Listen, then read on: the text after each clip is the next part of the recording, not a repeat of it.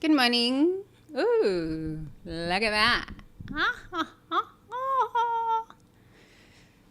Yes. Good morning. Sawubona, you creative visionary. Sawubona. Sawubona. Sawubona, I see you. I see the presence of beauty. I see you. I see you. So how shall we start today? How shall we start? How shall we begin? How shall we begin? I think today let's begin.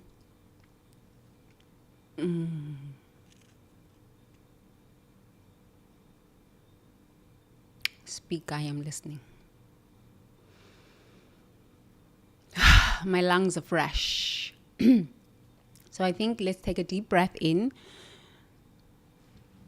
through the nose.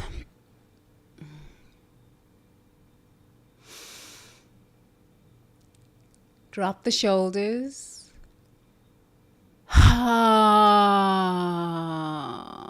It's very good. It's so good to breathe. It's so good to breathe. Breath is life. Life is breath. It's so good to breathe. It's so good to breathe. Breath has been freely given. Freely given.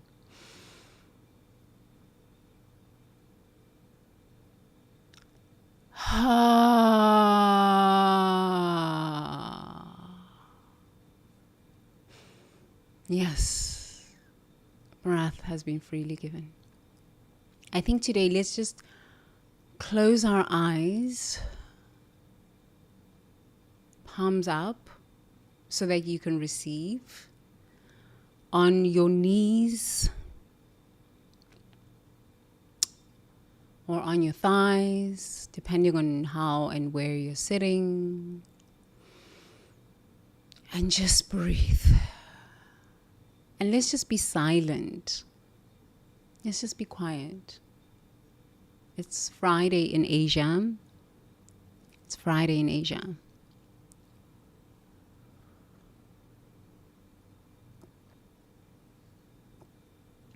And maybe for you it's Thursday night or Friday. It's been a long week. There's been a lot that has happened. So let's just be still. Yeah, let's just be still.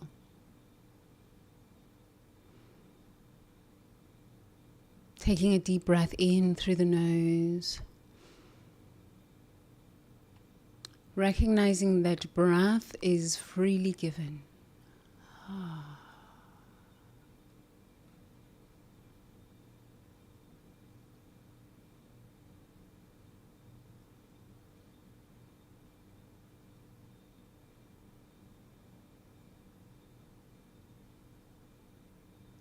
Repeating after me. I am here.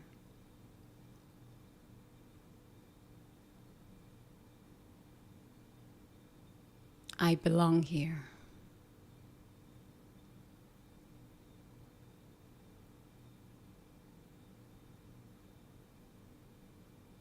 I am here.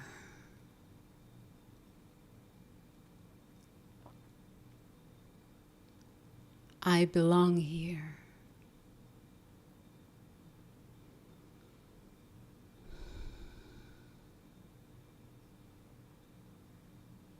I am here.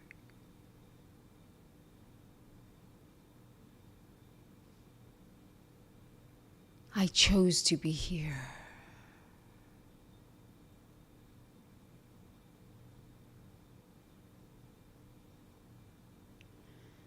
I am here.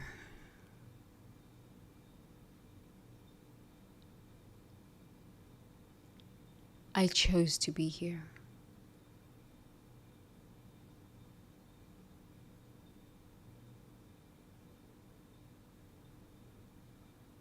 I am here.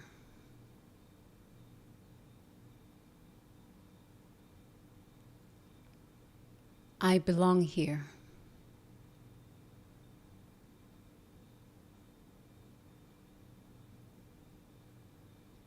I am here.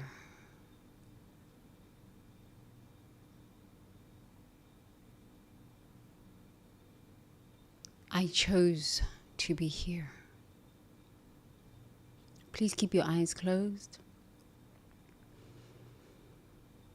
I am here.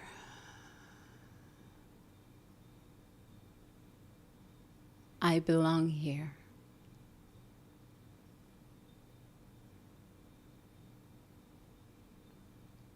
I am here.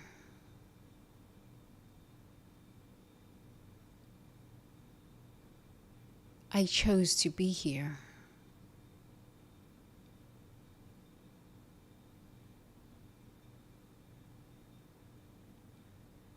I am here.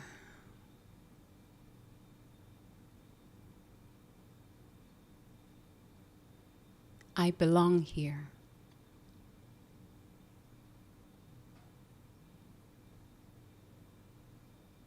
I am here.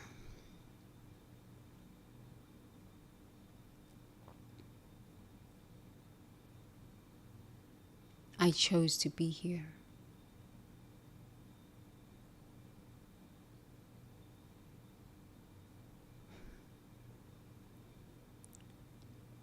I am here.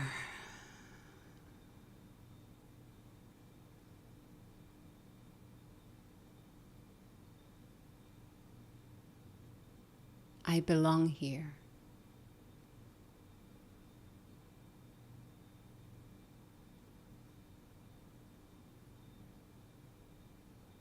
I am here.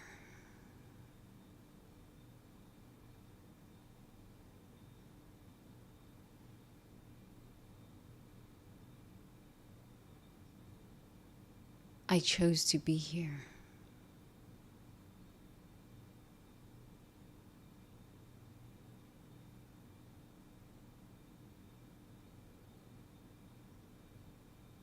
I am here.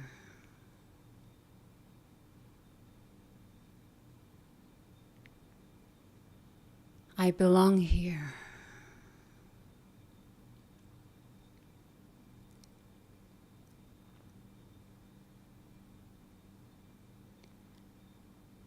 I am here.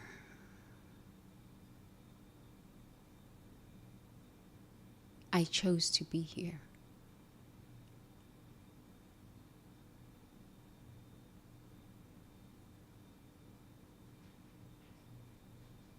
I am here.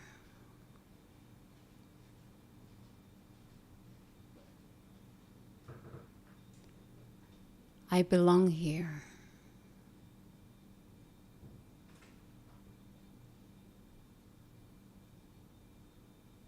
I am here.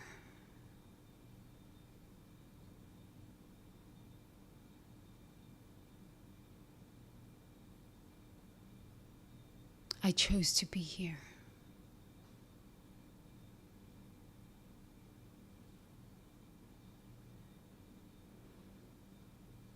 I am here. I belong here.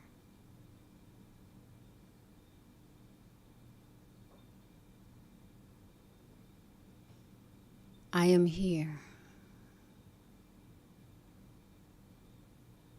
I chose to be here.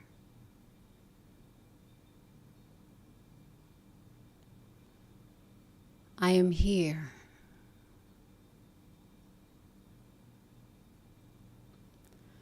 I belong here.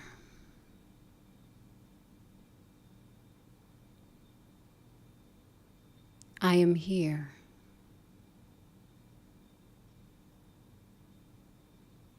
I chose to be here.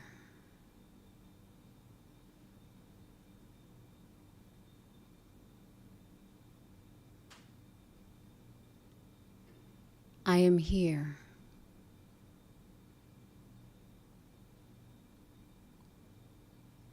I belong here.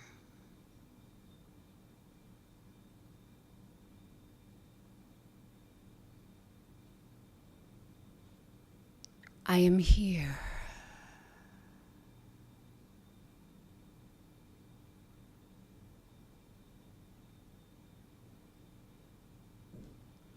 I chose to be here.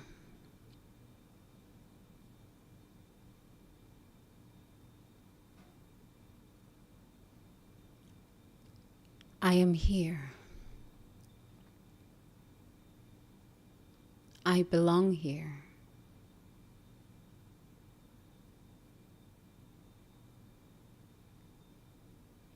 I am here.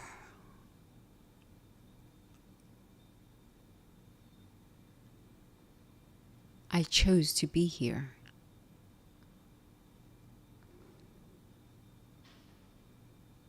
I am here.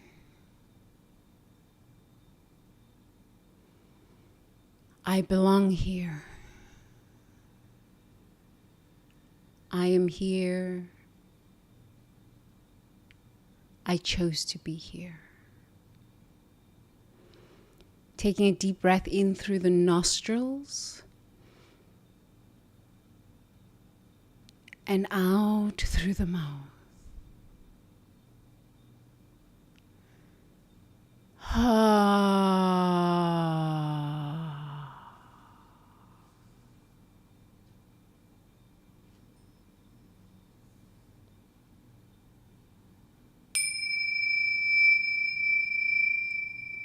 And gently open your eyes.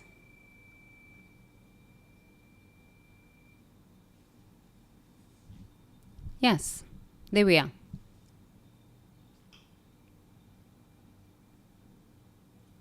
How was that?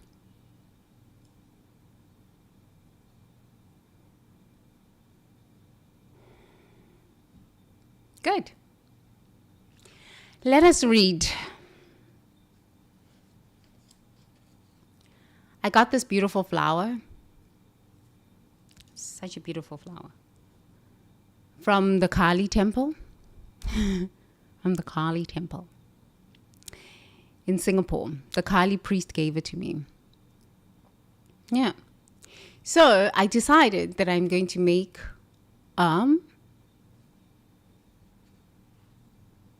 bookmarker. Instead of just throwing away the flower because now it's dry, I'm going to make a bookmarker with it so I can keep track of where I am in my readings. See, everything is useful. Even a dry flower is useful. You can just be creative. Just creative. So I went to the Kali temple and I participated in a ceremony. And the Kali priest, of course, there was just a whole lot of men at the temple. And there was like 3 women at the temple, but more men, like maybe 80, 100 men.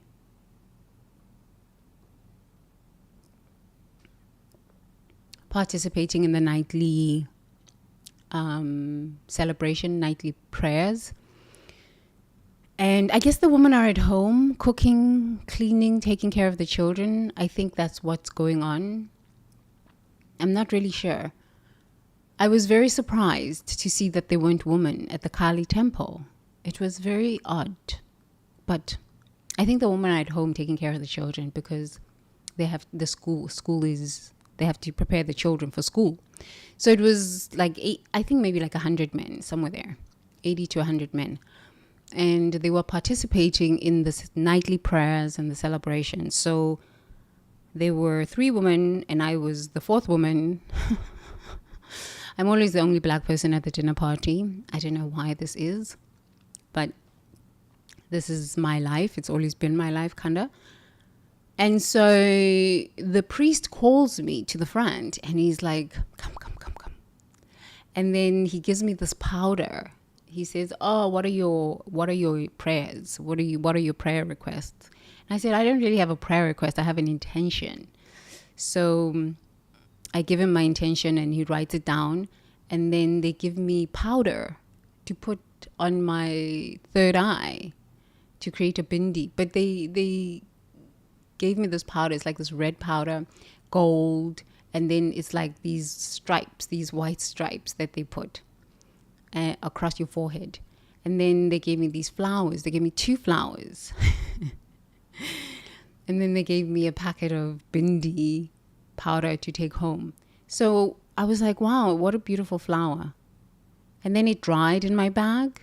And I'm like, no, I won't throw it away because it's a beautiful flower, even though it's dry. So I'll make a bookmark. So I'll just go and buy some glue. Artist gel. It's called artist gel, but it's glue. And then I'll put some glue on it. And then now I have a bookmarker. Instead of buying a bookmarker, I have a beautiful bookmarker that is a flower that was given to me by the Kali priest. Beautiful. See? My beautiful flower. Okay. Just had to share. Chitty chat. Day 68. Physical light. The bodily radiance suppression. I have not diminished my light. Diminishing your physical light means hiding your bodily vitality, minimizing your physical gifts, or playing physically small to avoid triggering others' body shame or your own fear of physical power. Own fear of physical power. You dim your bodily brightness by slouching instead of standing tall, hiding physical achievements, or making yourself physically smaller to keep others comfortable with their own physical limitations. Marcus has natural athletic ability, vibrant health, and radiant physical presence, but consistently dims his physical light to avoid making others feel bad about their bodies. He slouches to seem less tall, hides his fitness achievements, and minimizes his physical vitality in conversations about health. He keeps his bodily brightness contained while others struggle with physical confidence and embodied presence they desperately need to witness. Diminishing your physical light creates a split between your actual body vitality and your expressed physical presence. Your nervous system knows you have more physical radiance than you are allowing to shine, creating internal tension between your true bodily gifts and your performed physical sameness. This energetic contraction prevents authentic embodied inspiration from flowing. Embodied practice. Stand at your full height and feel your natural physical vitality as radiant energy throughout your body. Notice how brightly your physical presence wants to shine. Sense where you contract or dim this bodily radiance. And say to yourself, my physical light inspires embodied wellness.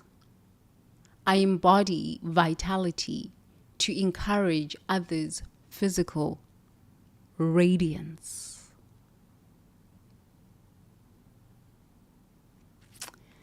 Yeah.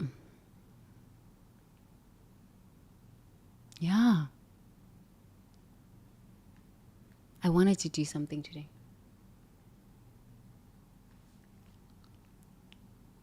Okay, next time.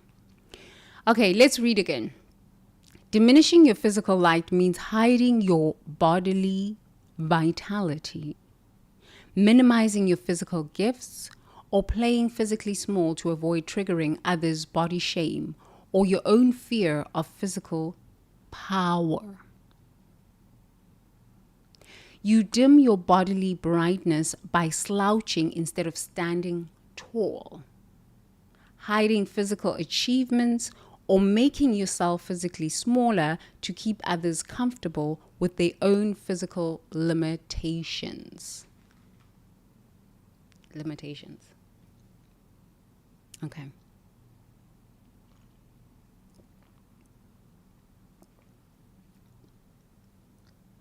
Body shame.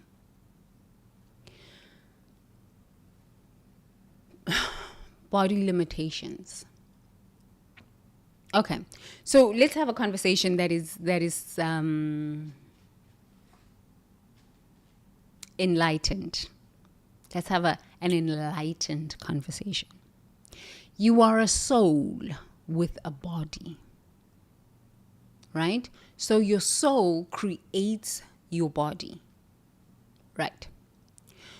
So the body one is very sensitive because we have been taught that our bodies are a place of sin. Our bodies are bad.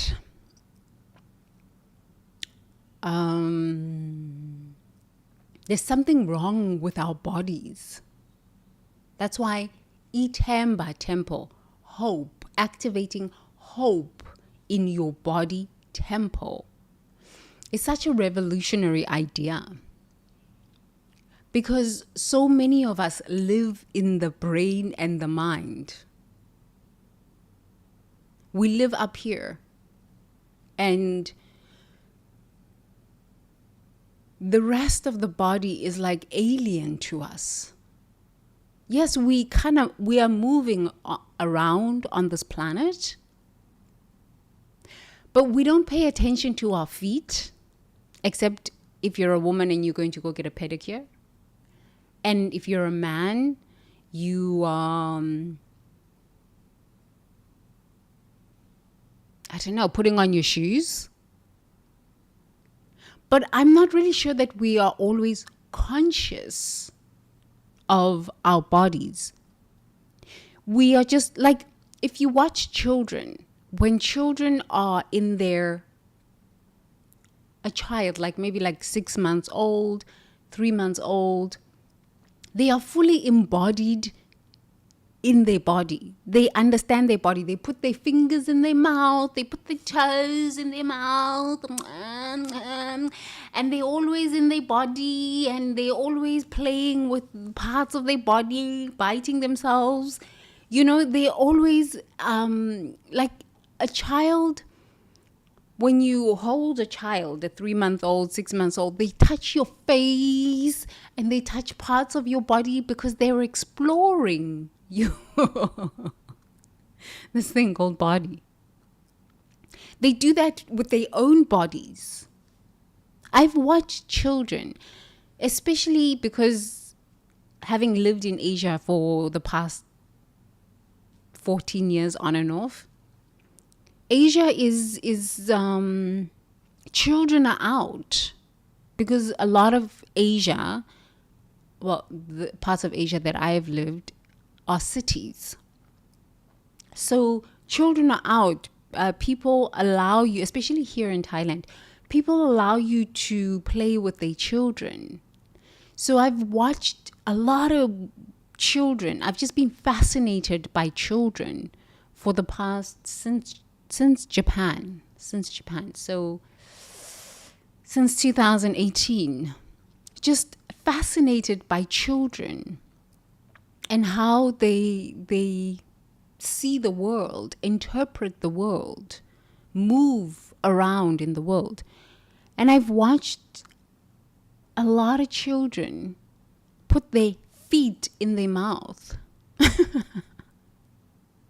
They just sit in their stroller and just put their feet in their mouth. And I'm like, so fascinating. They are exploring their physical body. When we become adults, we forget about our feet, just our feet. The only time we think about our feet is when we're going to go get a pedicure, but those are our nails. Okay, so maybe you're going to get a scrub and you're going to get a paraffin pedicure. Okay, now you're thinking about your feet. What about your calves? What about the bones inside of your feet? What about the tissue inside of your feet? What about your calves and your knees and your thighs and your hips? The only time we start thinking about these parts of our body, our lungs, our kidneys, our appendix, our heart, is when we are ill. When there's dis-ease in the body.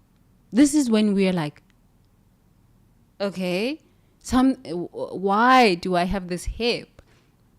I don't understand what's going on. What is going on? I woke up to this body. I've always loved my body. I don't know if I was born conscious, I guess. I was born conscious.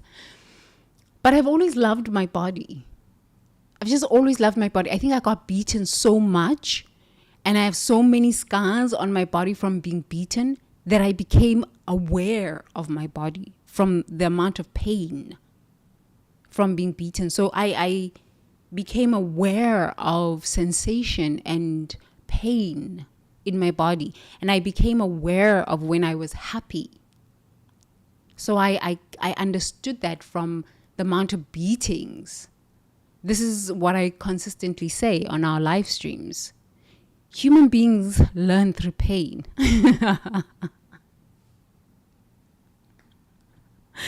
They learn through pain. It's when pain is activated, dis-ease is activated in the body temple.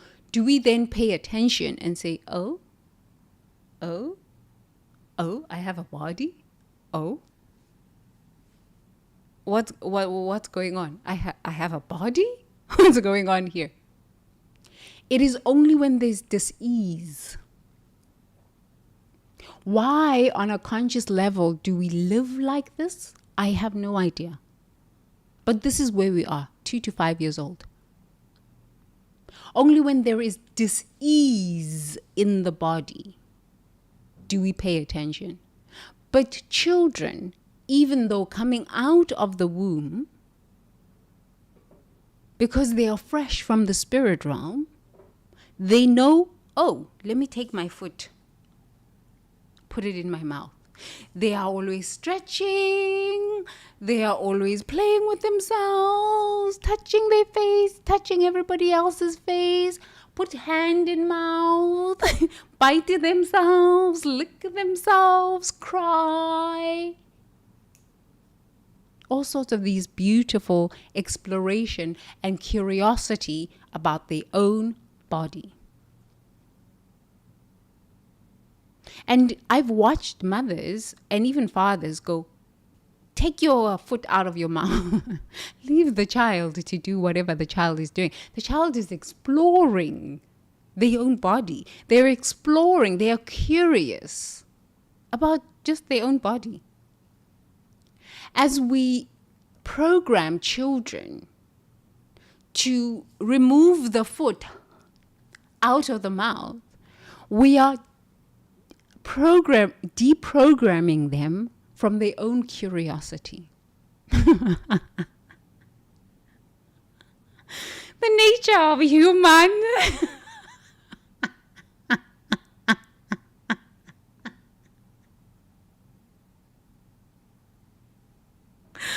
You gotta laugh at these things. You gotta laugh at these things. You know, I really love being a mystic. I really love being a mystic. It's taken quite a long time to just study the nature of human. Yes, and I'm very grateful. Then I just moved out of America just to relax, get into my body, dance, eat good food, slow down, walk barefoot. Walk barefoot. I have beautiful high heels. Beautiful. So many pairs of shoes. Some I gave away when I was, when I sold my home and I was downsizing. I just gave away the shoes. and some I kept in storage. But I think maybe it's like 18 years I've been walking barefoot again.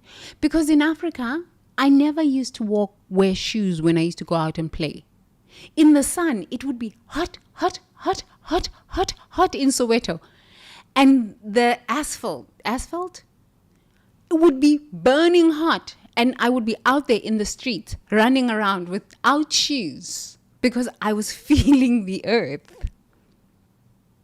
Sometimes I would lie on the grass, just feel the earth, walk on asphalt, walk on dirt, stones piercing through the soles of my feet. And I would just run around in Soweto with no shoes. And then I started working. I started wearing shoes all day. Oh, then I moved to America and I started wearing shoes all day. I said, huh?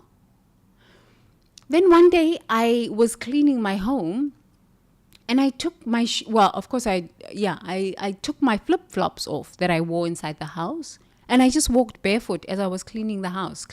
I was on the floor with my knees, scrubbing. And I just remembered, no man, in Soweto, I never used to wear shoes. I used to just run around the streets. Since 10 o'clock in the morning, I used to wake up, clean the house, have breakfast, wash dishes. Out the door, I would go. Run around the whole day. Come back 5 o'clock at night. No shoes. Sun beating, beating, beating. I would come back summer holidays so dark from just being running around out in the streets with no shoes. So I was cleaning my house and I had this memory. Oh, but I never used to wear shoes in Africa. Why now do I have to wear high heels all the time? Why now do I have to wear shoes even in the house? I'm cleaning. Why do I have to wear shoes now? That was the day after I cleaned that I never allowed anyone in my home to wear shoes again. My husband came back from work and I said, shoes off. No shoes in the house ever again. Never again. No shoes.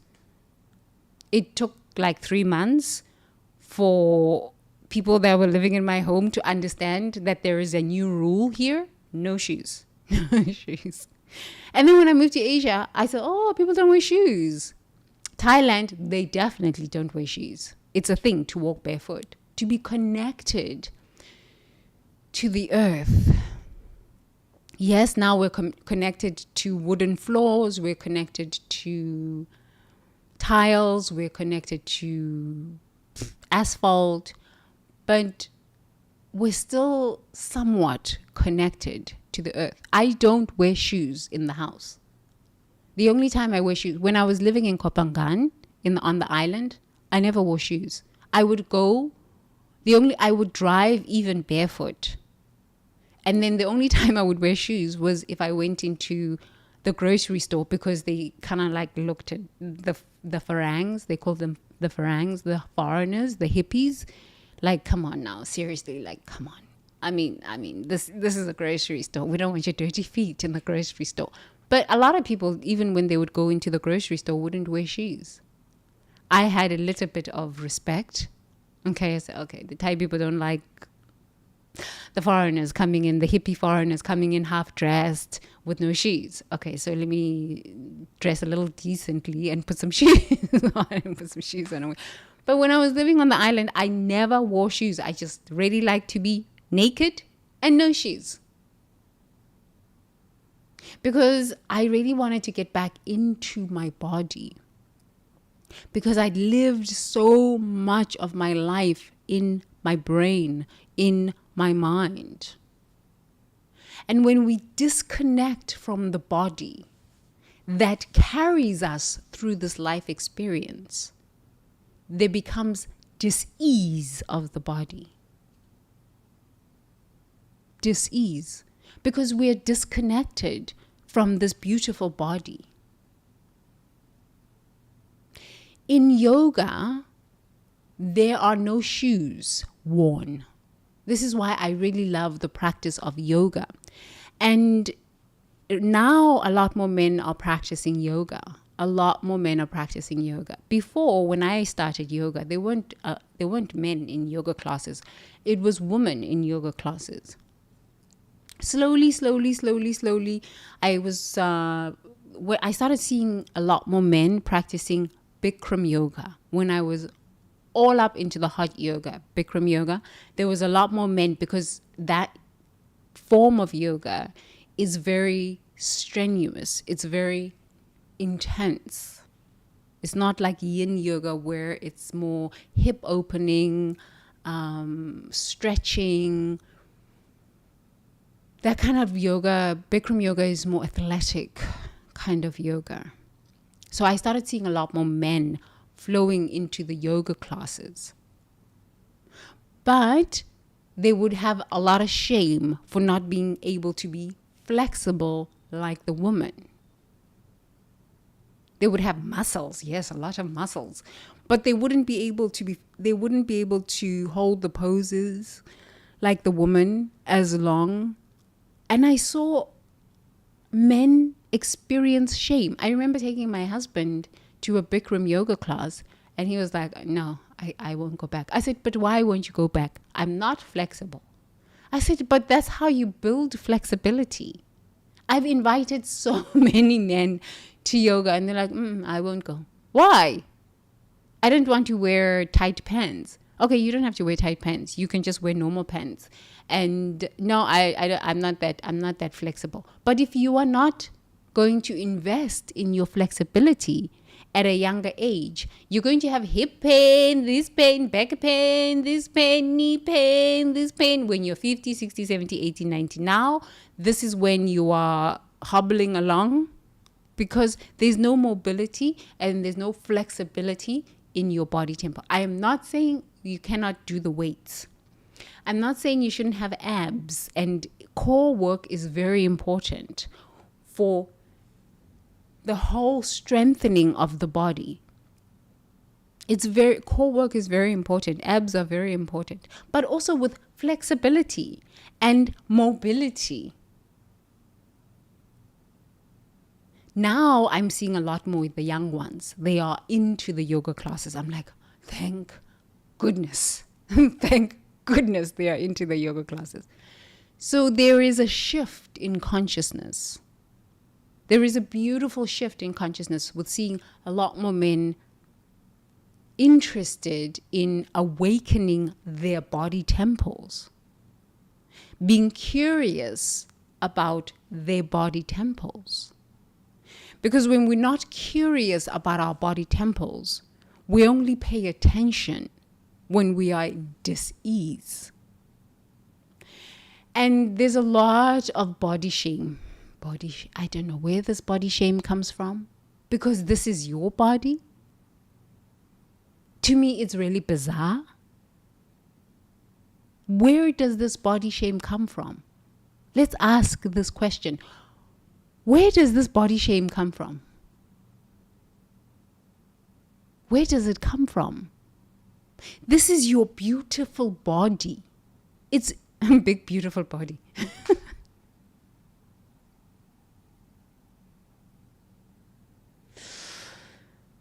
This is your beautiful body.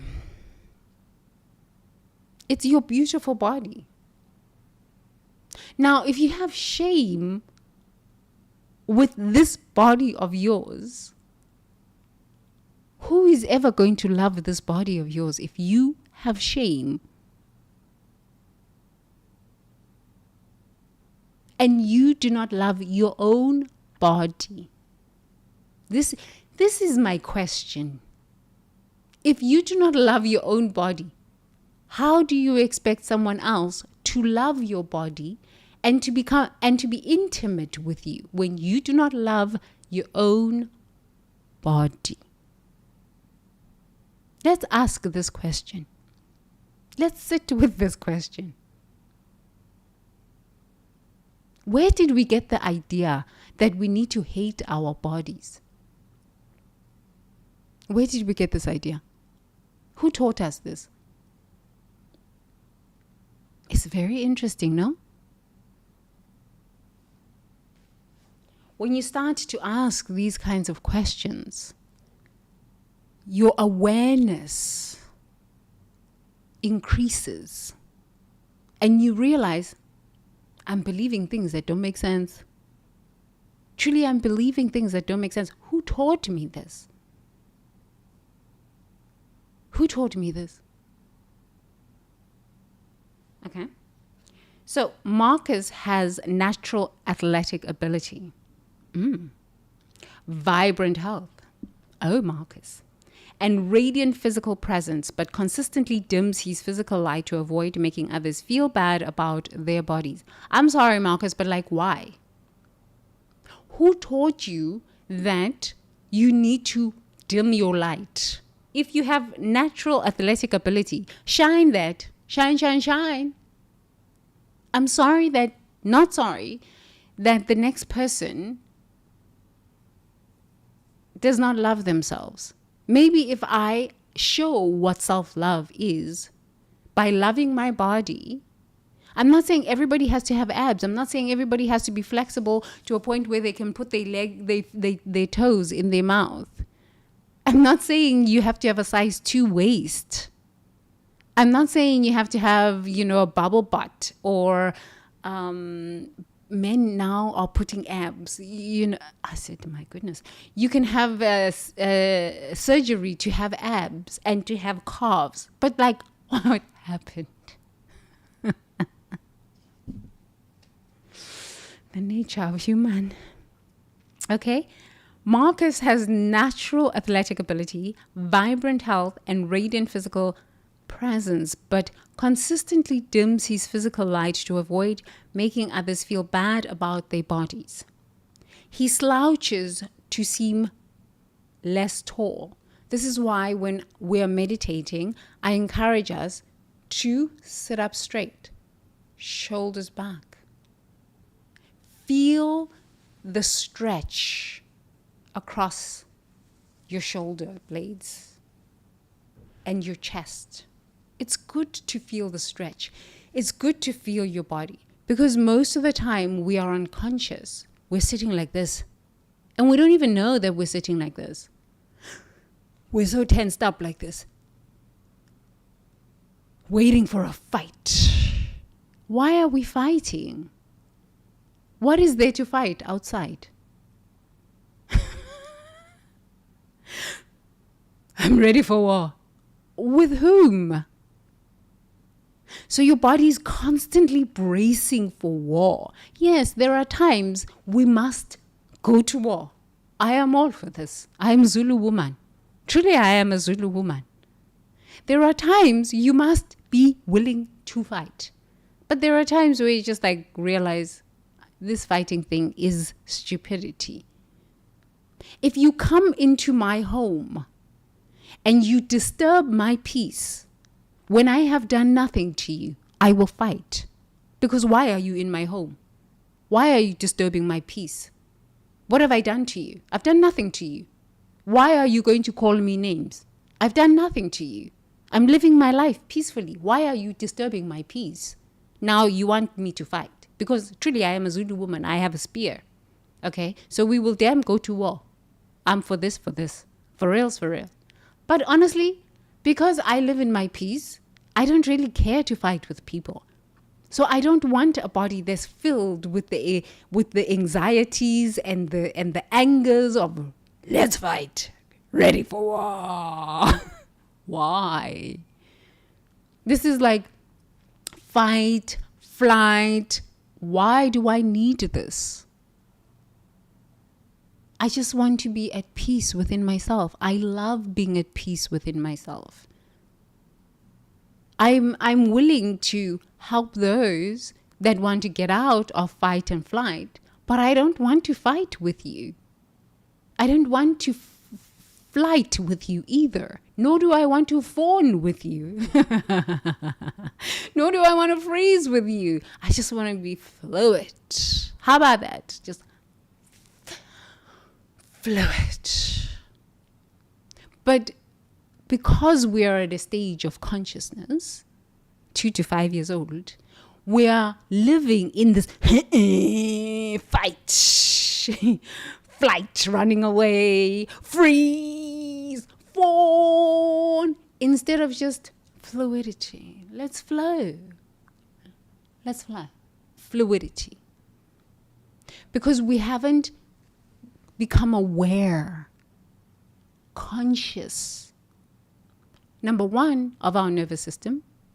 Number two, that we actually have a right to be in flow, fluidity, instead of fighting. We haven't even begun to understand that. So that's why in every live stream, we start with the breath. We start by dropping the shoulders, allowing ourselves the time to just be still within our own bodies and say, you know what, for an hour and a half, I don't need to fight. I don't need to fight the world. I can just be in my own peace.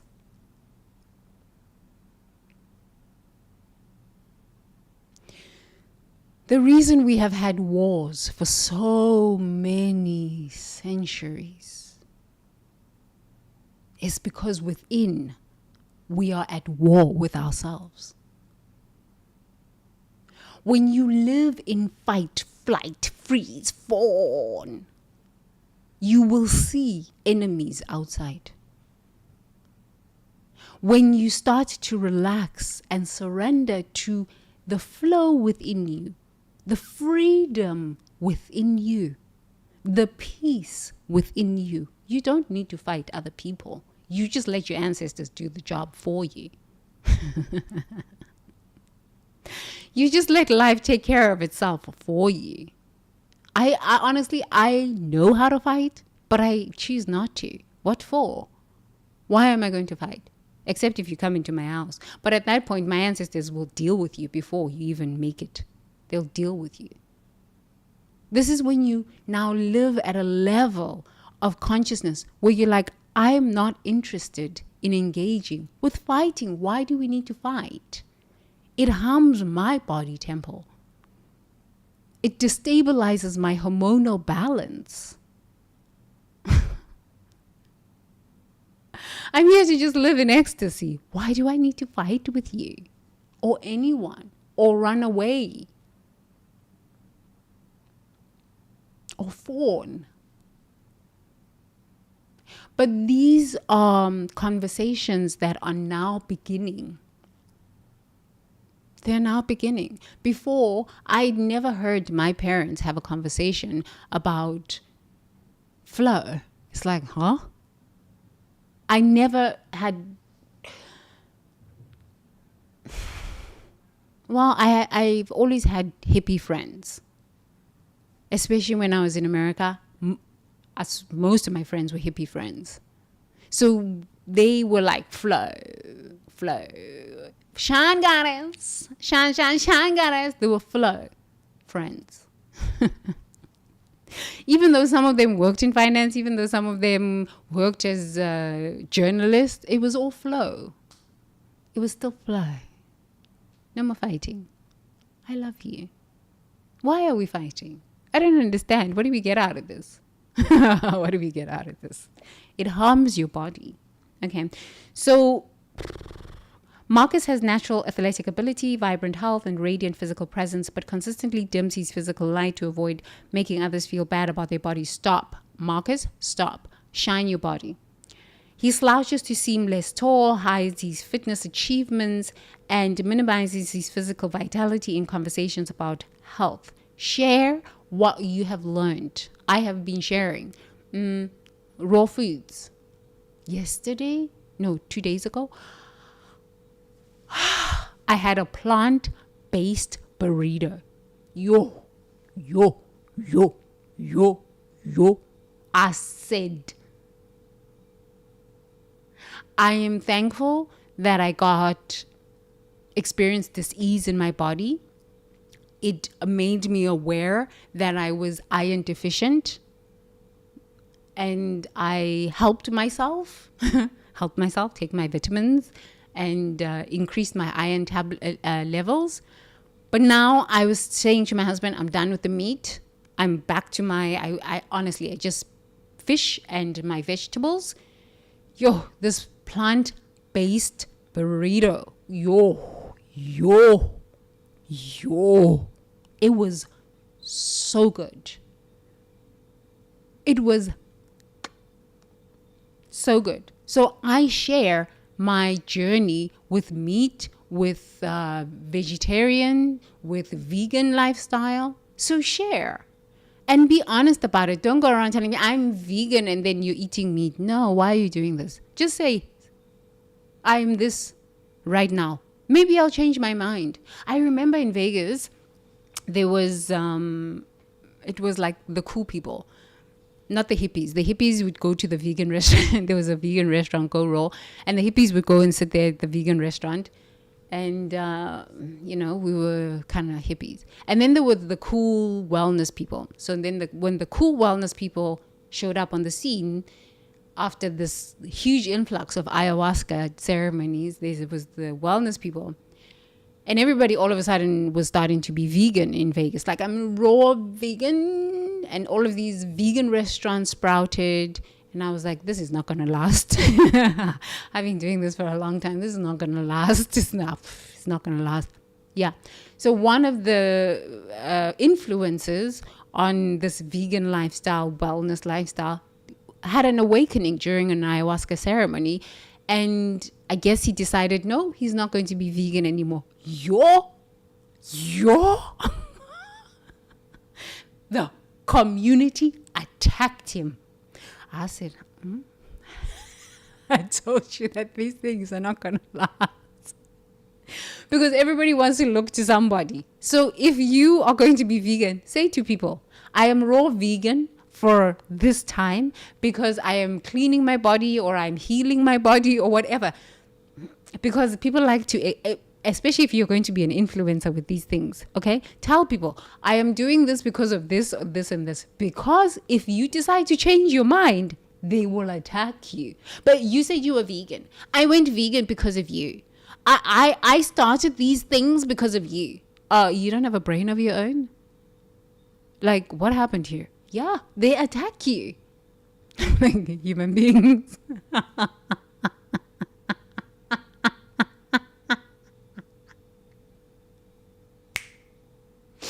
Follow the leader. No, follow thyself. Understand your own body and say, yes, I was vegan, raw vegan for many years. I was skinny. Then I moved to China and then it became so difficult. Anytime I'd go out, there was no vegetarian food was even difficult to find. So I said, okay, this is a nightmare. I go out 3-4 times a week, so I'll stick to my fish. So I stuck to salmon. Yeah. So I don't even understand why it's anybody's business, but I understand that we need to mirror each other as, as consciousness. So if you are going to have this lifestyle, I am this, I am taking these supplements, this, and this. Make sure that when you change your mind, you tell your followers that, okay, now I'm changing my mind. Because people want you to stay the same. They want you to stay in a box because it makes them feel comfortable. So when you stop with your vegan lifestyle or your whatever lifestyle, tell them, I've changed my mind. See how they react. But share your journey authentically, honestly. Share it. And if they attack you, okay, another crowd will come along. But I saw it when I was in Vegas. I was like, I remember having a conversation with one of those influencers, and he was like, the attacks I got. Because I saw him at Trader Joe's, and I said, since when do you eat meat? He's like, Tembi, the attacks I got for changing my mind. I said,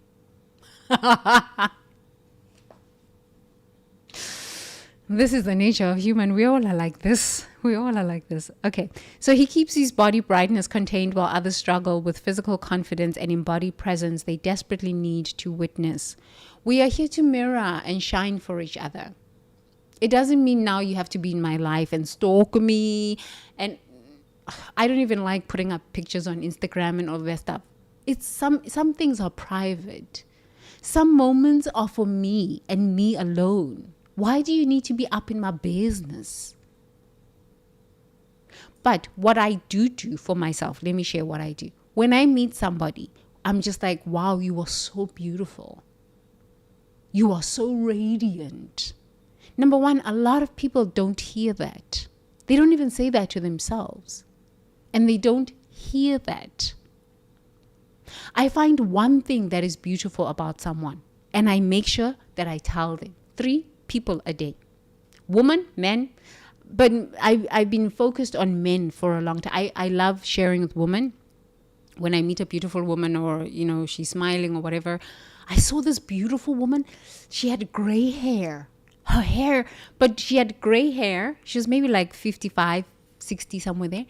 And in the front, she had pink and blue and yellow streaks. But here at the back, it was fully gray. She was so embodied in her body. She was so beautiful. She had big hips and she was just embodied. She was really embodied. And she was not ashamed of her body. She was just present with her gray hair. I said, damn, this woman is beautiful. So I just smiled, and she was smiling, just the smile. I said, you are so beautiful. You were just so beautiful. When I see a man who's walking in the street, I tell them, "Ooh, daddy, you're so sexy. You're so beautiful." Why not? You're so handsome. Why not? Why can we not share? Find something that maybe it's the teeth, maybe it's the nose, maybe it's the eyes, maybe it's how they walk, maybe, it's their stature, how they show up in this world. Compliment someone else. Why do we not want to compliment someone else? Because we can't even do that for ourselves. Why is it difficult to share a compliment with someone else? Why this? But yet we want to get likes and hearts. But we don't compliment other people. It makes no sense. A person who can compliment someone else is a person who truly loves themselves. Is a person who already sees divinity within themselves. So I challenge you, find 3 people every day. Find something that is beautiful. Because honestly, when you're meeting people on the street, you don't see their heart. You don't really. You can in their face if they're hot, not very sexy. But find 3 people every single day. And find something, a physical feature that is beautiful about them. Because anyway, when we're wanting to have sex with each other's, we're looking at each other's abs, we're looking at each other's buttocks, we're looking at each other's faces. So why not compliment that instead of just looking at it and go, that would be so great to have sex with. It makes no sense. Because when you want to have sex with someone or when you want to get intimate with someone, you are looking at their butt and their abs and their eyes and all sorts of these things. So why can't you compliment people without wanting to get intimate with them? What happened here? Why can't we do this for each other? Let's try it. 3 people every single day. Just try it. 3 people every single day. Say something nice to someone. Wow, you've just got such beautiful eyes. You've got such a beautiful smile. Oh my goodness, you're just so radiant today. Try it and see what happens. You will start to say that to yourself, about yourself. It will force you to find the beauty within your own body. It will force you to find the love within yourself, for yourself. Because honestly, you cannot give what you do not have. So this is why we want other people on them social medias to like, heart, subscribe. Anyway, subscribe, and like this YouTube live stream and share this YouTube live stream. We want other people to do that for us, but yet we are not willing to do that for other people. It makes no sense. It makes no sense. The nature of human. Diminishing your physical light creates a split between your actual bodily vitality and your express physical presence. Your nervous system knows you have more physical radiance than you're allowing to shine, creating internal tension between your true bodily gifts, to be able to do your yogas, to be able to put your foot in your mouth, to be able to swing across. Like I was sharing with you about Central Christian Church in Vegas. They have aerial dancers coming off the ceiling. This is church. It's a show. Okay? That is witnessing the presence of divinity as beauty, as art in our body, even at church. Yes. Why can't we witness this? Why? What's wrong with this? In the house of God, you cannot have dancers. Said who? Who made up these rules? So we must just sit there. No, I want to dance. Divinity is movement. Divinity is flow. Divinity is radiance. Divinity is beauty through my body temple. That's why I dance with Shiva. You know, some days I sit with Shiva, equanimous. And then some days I just want to dance. Shiva has all these legs just dancing, arms just dancing with divinity. Why not? Why can I not dance? Why can I not twerk for divinity? It's my body. Life flows through me. Divinity flows through me. It's my body. I can do as I please to showcase the beauty of life flowing through and as me. Okay, try it and see what happens. So, the energetic contraction prevents authentic embodied inspiration from flowing. You can see most of the time when I'm talking, I am expressing myself. I've always been like this. I've been told, shh, it's too much. For whom? And who made up those rules? And why do you want to box me? I refuse. Box yourself. I refuse. I don't want to. I won't do it. I am here on this planet to live full out. The expression of divinity the way I see fit. And if it's putting my foot in my mouth, I'm going to do that. If it is swinging from the ceiling, I'm going to do that. If it is downward dog twerking, I am going to do that. It's my body. You know? If it's walking barefoot and refusing to wear clothes because I'm a nudist, I refuse to do anything other than be myself. I refuse. My husband's on a kick right now. Let me share with you. My husband's on a kick right now. He refuses to wear pants and clothes. He just wears underwear the whole day. I found this quite interesting for a bit. And so I'm like, honey, you need to wear some clothes. He's like, I refuse. Why? I've been wearing pants and shirts for 40 years. Now I refuse. I've earned my dues. I refuse to wear. I'm like, this is quite something. This is quite something. He just refuses. I'm like, oh, he's tapping back into his inner child where he was free, where like children like to run around without clothes. When I was living on the island, children used to run around naked, just run naked. Okay, it's a hippie island. It's hippies. Hippies like to kind of be nude and just wear no shoes. And okay, but I realized that the inner child just wants to be free. He just wants to be free. I don't want to wear clothes if I don't want to wear clothes. If I want to walk around in nature naked, leave me alone. Why are you judging me? I'm not harming anybody. I'm not harming anybody. If I don't want to wear shoes, leave me alone. So express yourself however you need to express yourself. If your self-expression is Louboutin shoes, high heels, go ahead, do you.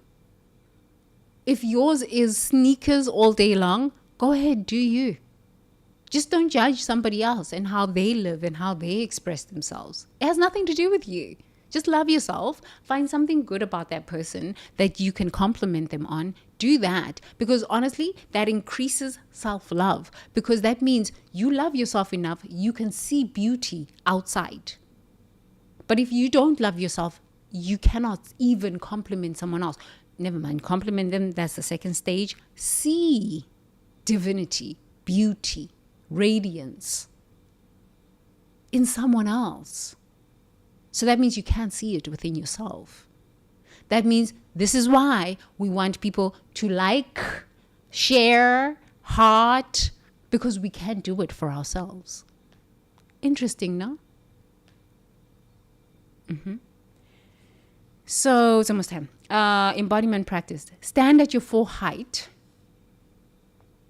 and feel your natural physical vitality as radiant energy throughout your body. Notice how brightly your physical presence wants to shine. Sense where you contract or dim this bodily radiance. Today I was doing some yoga, and I will actually do that practice. But I was standing up and I was moving my body, and I could feel, because I was kind of tired. When I woke up, I didn't feel, like vibrant laughing, and I was like kind of dragging. But as soon as I practiced that movement, it's like my body woke up, my mind, my brain woke up. I said, this yoga stuff is quite something. Guys, please practice yoga. Woman, please practice yoga.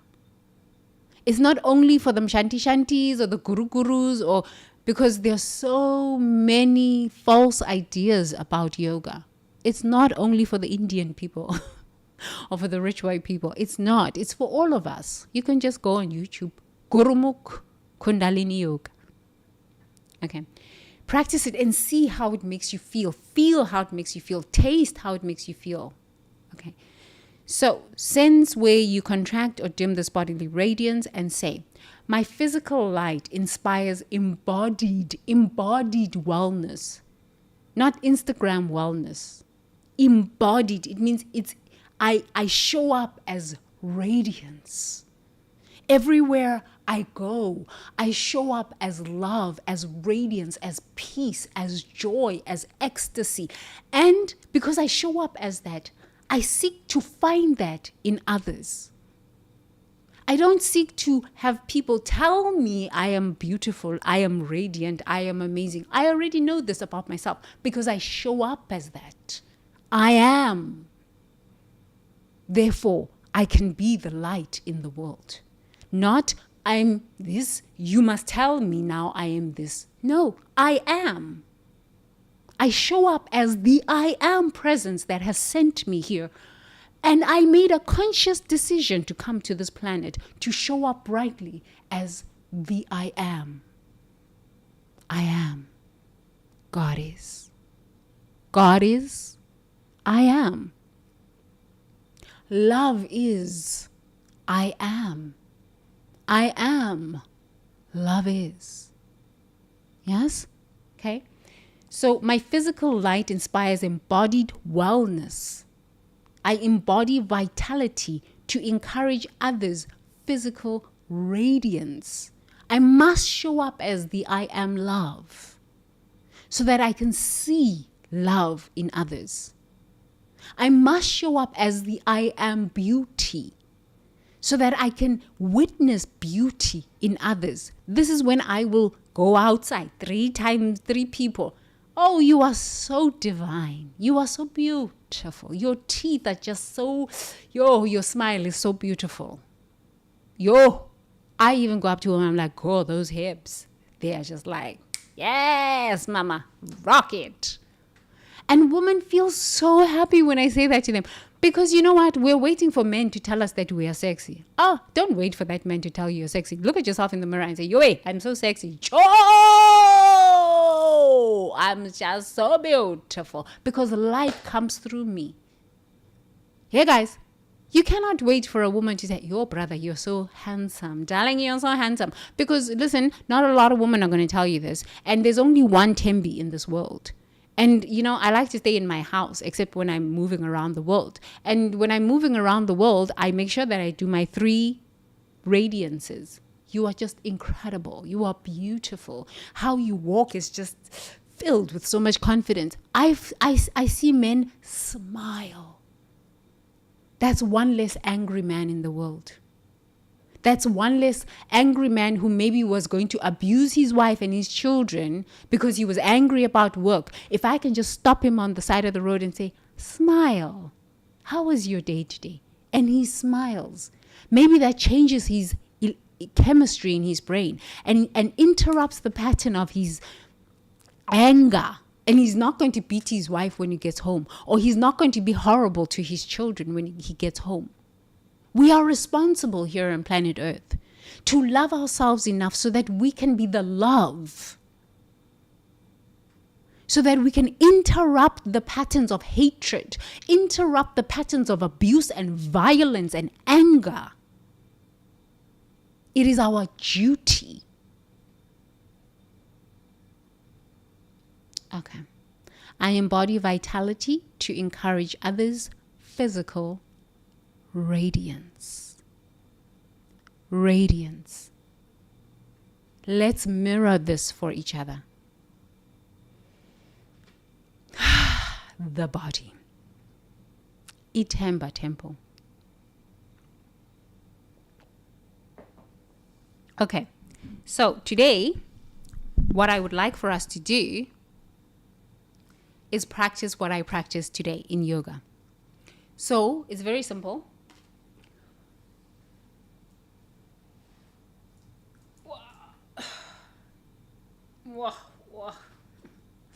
Oh, my knees. Okay. So all we're going to do is please sit cross-legged. Sit up straight. Embody that brilliance within you. Sit up straight. And all I would like for us to do is bring your hands up to here. And for 10 minutes, we are going to repeat the mantra, I am radiance. So we're going to move. I am radiance. I am radiance. And move, just be gentle with it. If you've never done this exercise before, just be gentle with it. Just move slowly. I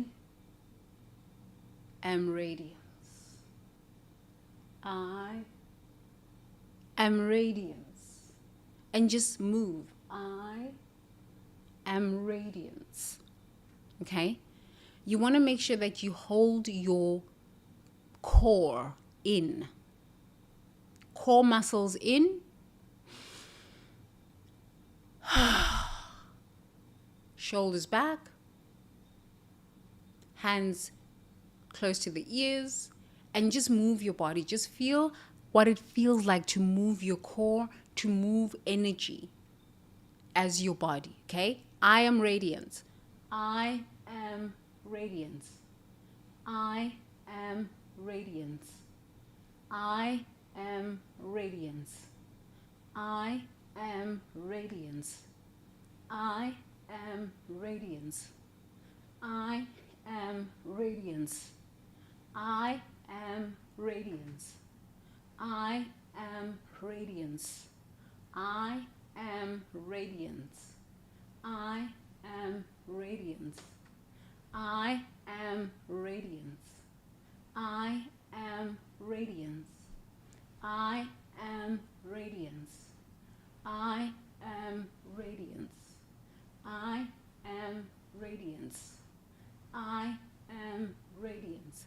You can close your eyes. If you want to close your eyes, lift your eyes as you close them, lift them to the center of your forehead and keep moving. I am radiance. I am radiance. I am radiance. I am radiance. I am radiance. I am radiance. I am radiance. I am radiance. I am love. I am love. I am love. I am love. I am peace. I am peace. I am peace. I am joy. I am joy. I am safe. I am safe. I am safe. I am safe. I am safe. I am safe. I am safe. I am radiance. Come back to the center, open up your eyes. That was 4 minutes. How do you feel? What you experienced and what you participated in is awareness expansion. For the past hour and 15 minutes, you have been looking at me. Focus. What we did was increase our awareness by moving from one side to the other. From one side to the other. Expanding our awareness while engaging in an I am consciousness. So we were engaging the body temple and we were engaging our brain while speaking truth into our electromagnetic field. That is power. Because most of the time when we are sitting, we are thinking about the ugliness of the world, the problems of the world, my problems, that problem, and we're focused. There is no expansion of awareness. So when you decide to speak truth, which truth comes from within, I am radiance. And you expand that awareness of radiance throughout your whole electromagnetic field. You encase yourself in the truth of what you truly are, radiance. I am love. So let's try this with the hands. I am love. I am radiance.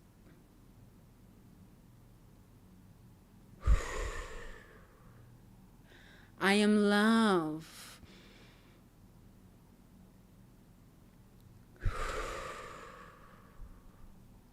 I am radiance.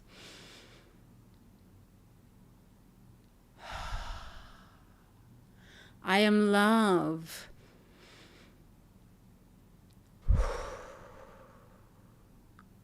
I am radiance.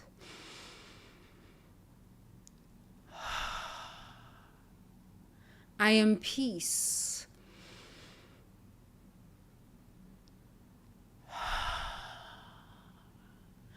I am peace.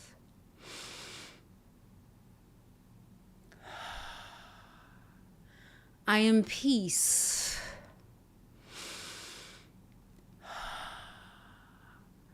I am peace.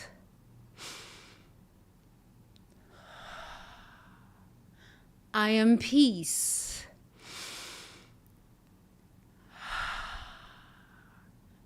I am peace.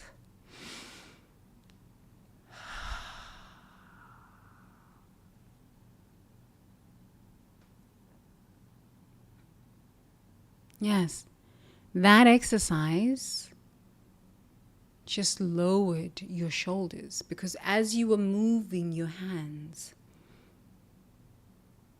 you were engaged with your chest muscles. You were engaged with your shoulders and the back of your spine, the back of your spine, your shoulders. So with engaging with that exercise, you lowered your shoulders, spoke truth from within you, and moved that energy of truth across your electromagnetic field. And breathed and brought it right back and breathed it out again. How often do we say to ourselves, I am love? Not very often. So today you are learning. Simple exercise. 4 minutes, 5 minutes. It increases upper strength. It allows you to sit up straight, because you can't slouch and move. You can't. So you sit up straight. Increase your awareness from focused to circular movement of the spine, core, while speaking truth from within to your electromagnetic field. So when anybody meets you, already your electromagnetic field is filled with truth of your being. I am love. So when you meet somebody or someone comes close to you with anger and war and fear thoughts, they are already met with love, because the love came from within and you vibrated that love out into your electromagnetic field. So when people come with their angers, they are met with incredible amount of peace and joy and ecstasy from within you. Yes? So let's practice again. Yeah, let's stick to, I was going to do 3 practices. Let's do one more practice, okay? So that I can give you 3 practices and then we'll practice them for the next 5 minutes. So the next practice is just clearing the noise. So all you do is you take your hands, you put them right closer to your ears. You close your eyes, you lift your eyes all the way up to your third eye, the center of your forehead, and you just sit up. You sit up straight, of course. Sit up straight, of course.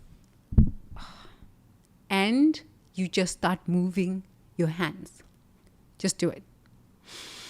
I invite you. Go ahead, do it. You don't even need to say anything. Just keep breathing.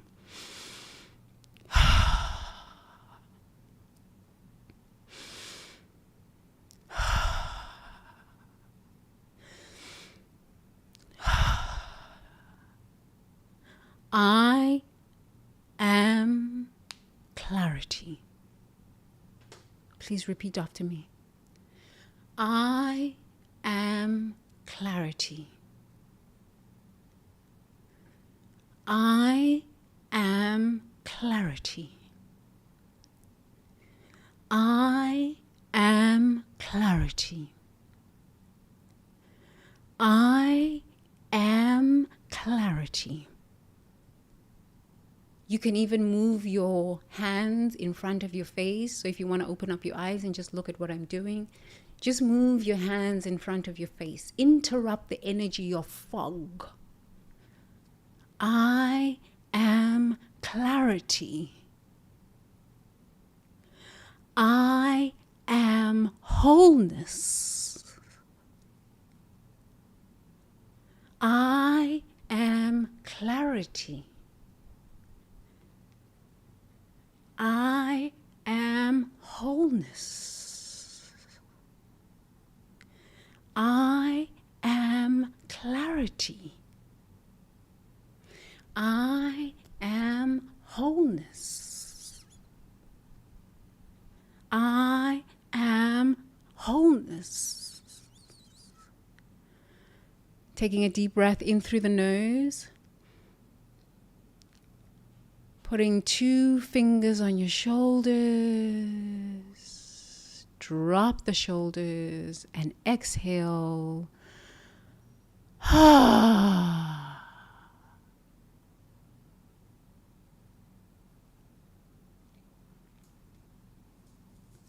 Good. Very good. Please keep the eyes closed and gently just breathe.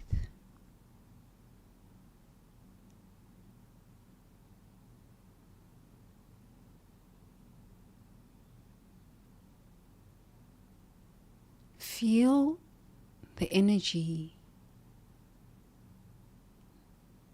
around you as clarity. Just sense what's happening around your ears.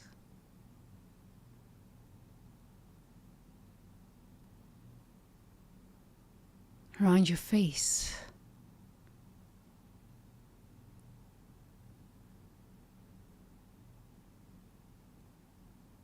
Are there any sensations? Just feel.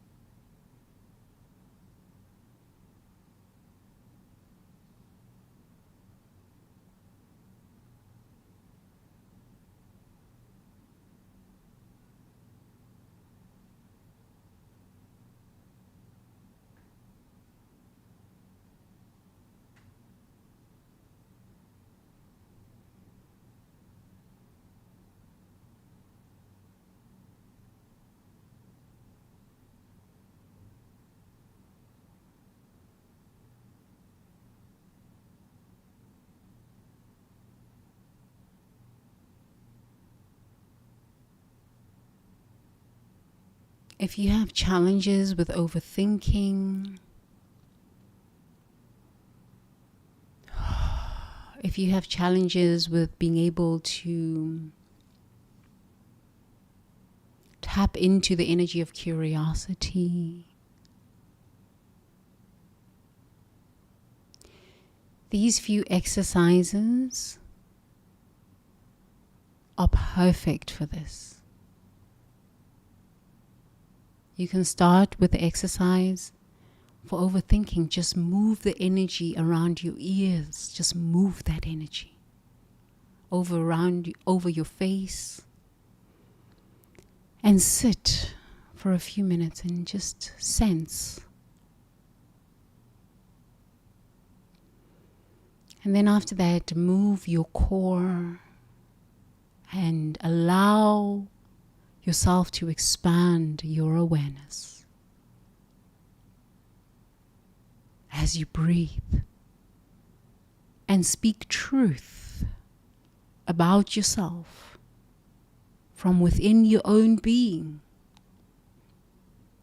because truly this is who and what you are. And when the body is in movement, the universe conspires to meet you in that same place of movement. When the body is in movement and the mouth is speaking truth, because it comes from within, life opens up. Because now you're participating with life instead of fighting life. Participate with life. Move in the flow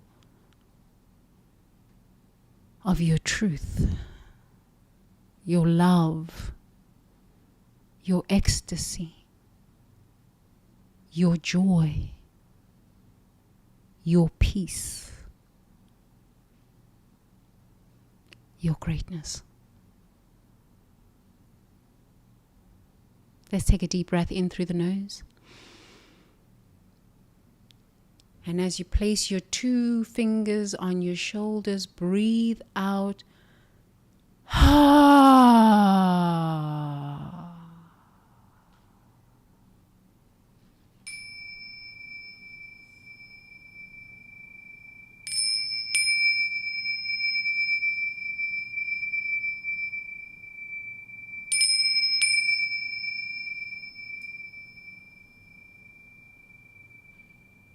Good.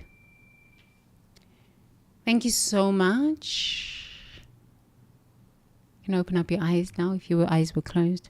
Thank you so much for joining me. What a great day. What a great day. We helped each other with overthinking, with expanding awareness. Yeah, we did quite a lot. The body temple is where the magic happens. Get into your body. Love your body. Love your body. Honor your body. It's where the magic happens. Thank you so much for joining me. I'll see you tomorrow. Bye. I love you. I love you. I love you. I forgot to tell you.